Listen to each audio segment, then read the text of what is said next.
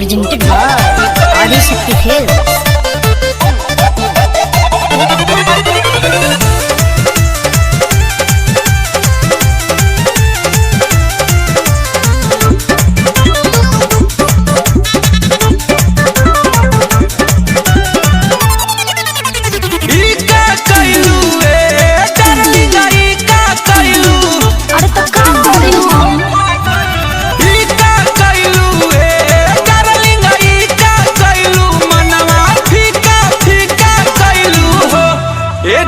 फूल पा बोला के मिले नहायलू मौके पा तू धोखा कैलू हो।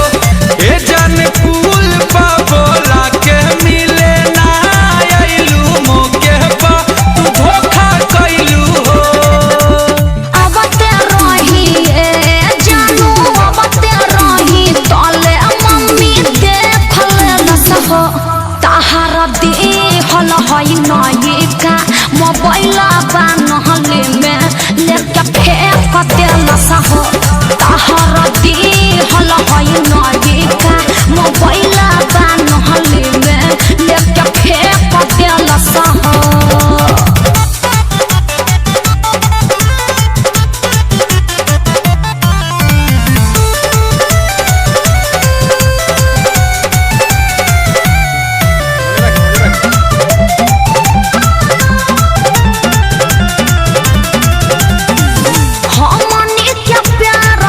परला पहरा भारी बा लेता कोइला पानी सोना घर से लाचारी बा।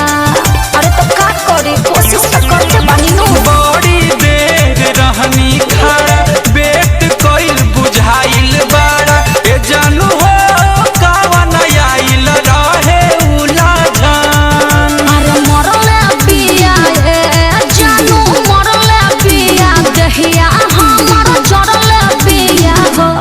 ए जानू प्यार में बनल बिया दुश्मन धये छोटा ला सरल बिया हो।